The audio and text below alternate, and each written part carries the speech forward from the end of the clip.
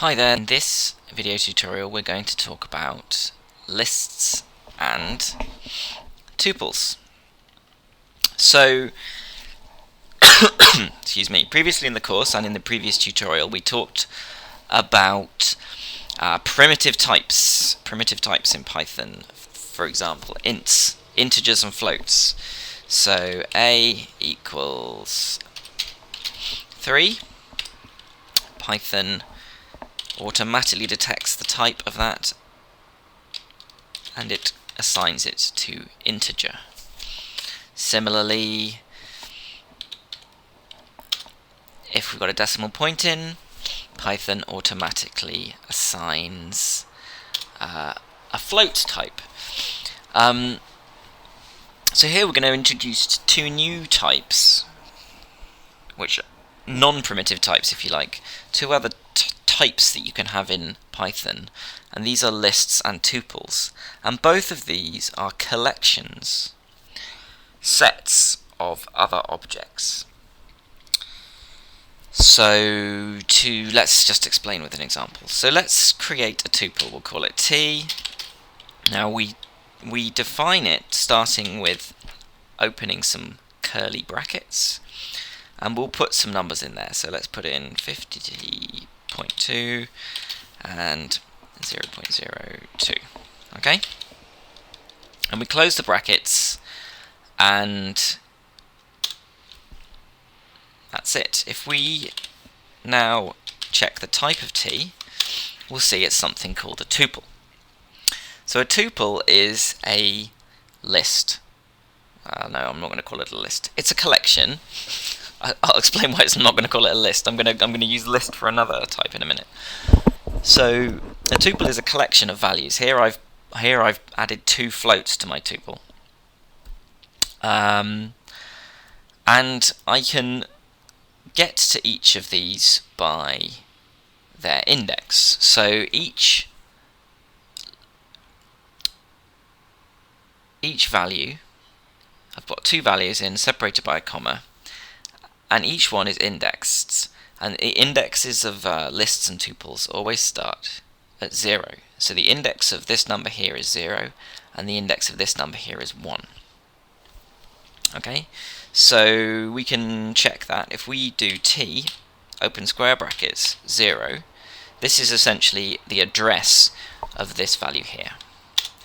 So we can look at that, and that's what we get returned. And in fact, we can even check the type of the first element. We'll call that's the language we'll use. This is the first element in the tuple T, and it's a float. Okay, so we've got a thing called T, which is of type tuple, and it contains two other objects which are both of type float. Now, if I do this T dot, and then I hit the tab key, you'll see that tuple has a couple of functions associated with it. So we'll just try this first one, count. We'll open that, and we'll see we've got a little bit of information about the count function up here, and it says that this returns the number of occurrences of value, where a value is the input to the count function. So let's try that. Let's put in count 3. Now hopefully we should get back 0, because there are no elements in our tuple with value 3. But if I put in 50.2, I should get 1, because there's one of those. Okay, now I want to try something else here. What I want to try is changing one of the values in my tuple. And I'm going to do this by going T0. I'm going to say that equals 51.2. Maybe I got it wrong first time round when I typed it in. And now here I'm going to get an error. And that is because a tuple is immutable. It's what we call immutable in Python. It cannot be, once we've created it, it's fixed. We can't change it. We can't add more values to it. We can't take values away from it. And we cannot change the values within it. So a tuple is kind of handy if you are perhaps declaring some data that you know are not going to change, and that you know the length of your data aren't going to change. So, for instance, a tuple might be a good place to store GPS coordinates, lat longs, because we know there's only 2 of them, and we're not going to add to them in any way. We hope that we define them correctly, and that the location of whatever we're putting in isn't going to change. However, if we need a bit more flexibility, there is another way to collect items together, and that is using a list.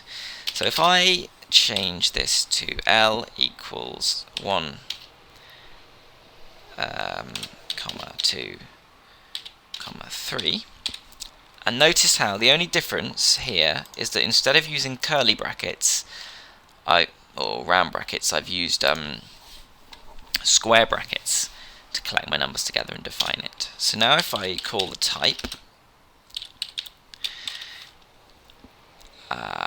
L, it tells me it's a list.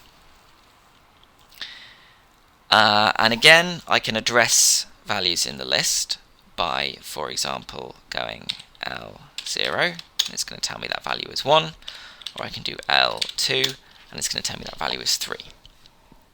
Okay, and similarly as with the tuple, I can see if there are any functions associated with the type list, and it turns out that yes, there are, and actually quite a lot more than there were with the tuple, and this is because there are more things we can do with the list. So for instance, this is an interesting one.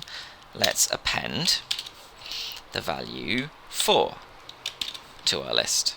Okay, so we do l.append and we pass out the value 4, and then when we look at our list, we see that it's grown by 1.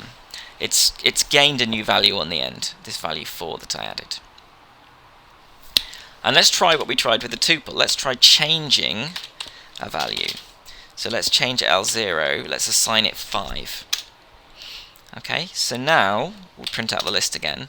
We see that the first value of the list, which was 1, has now been changed to 5. So it's mutable. It's allowed us to do that.